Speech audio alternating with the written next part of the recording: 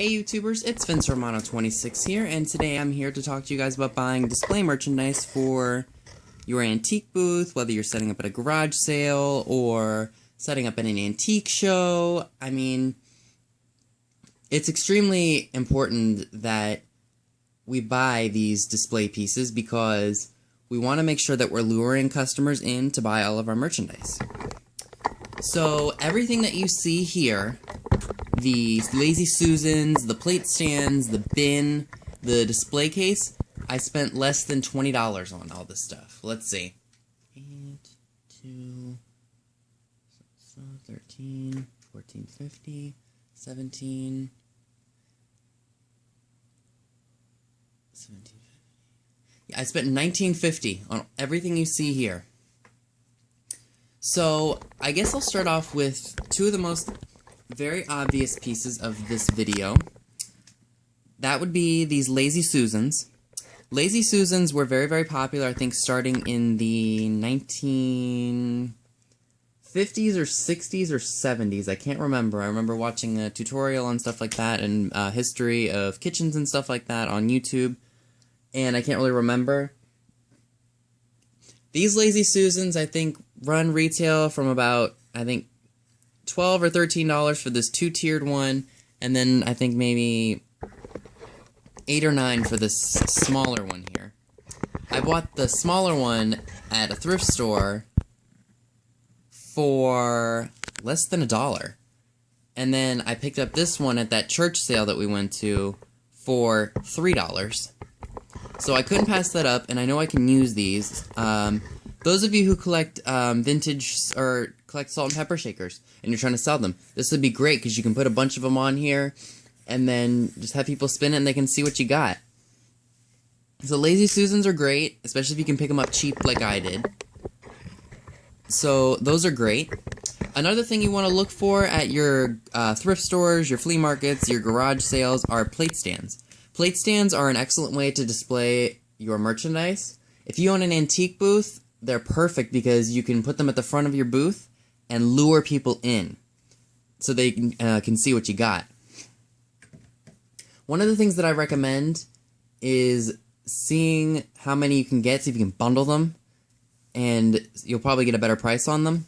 Like for me, all these that you see up here on top of this rotating Lazy Susan, I bought all those for $2.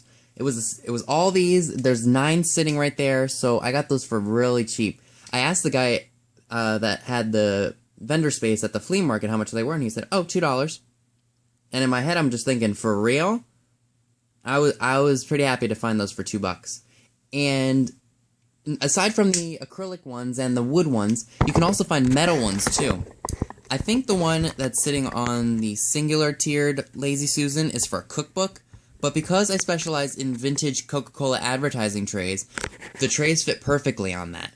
So that was a good find. That came from the thrift store that I bought this Lazy Susan at. I paid $3 for that one. And this right here I actually bought from an antique store. I got it out of a clearance section. Originally the price was $3 and I got it for $1.50.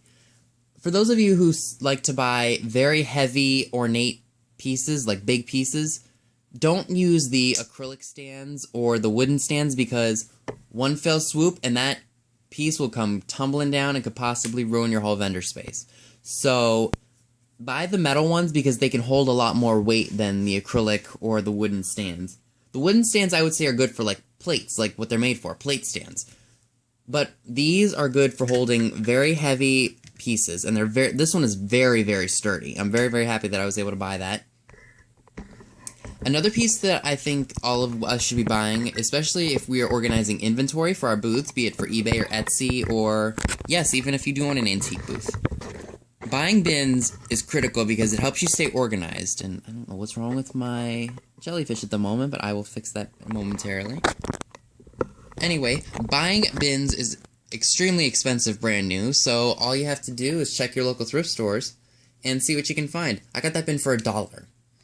And the shop that I go to that's near my college campus, I frequented it at least twice a week. Once on Mondays and once on Fridays. Just to see what I could find, because they were always putting new stuff out, and I'm sorry that my camera is doing that.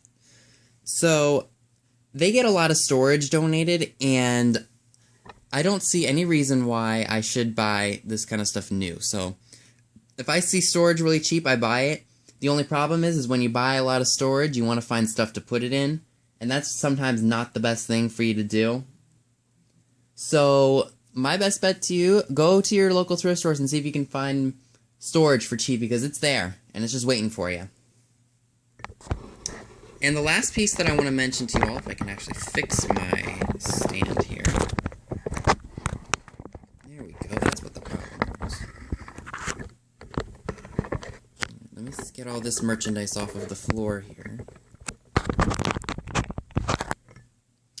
Get this out of here.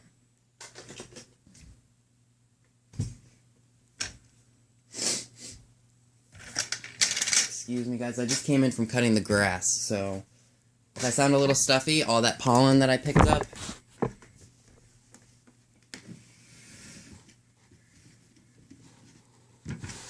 Alright, and the last piece that I want to talk to you all about is a display case. A few years ago, we hit this one estate sale.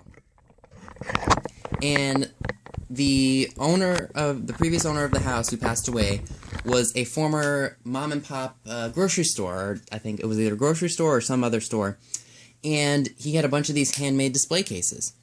Originally, they wanted $8 a piece, and we got them for $4, and I think we bought 4 of them, so that totaled out to $16.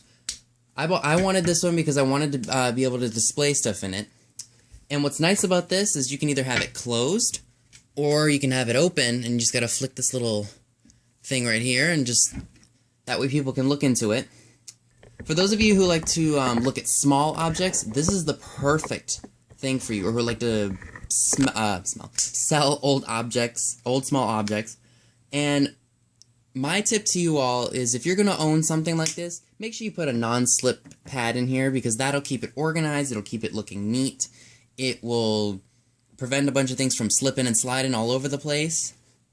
So make sure that when you have a display case, you got a really, really nice soft piece for things to lay on, and make sure it's not too dark or too light, because you want to make sure everything pops out at people when they look at it.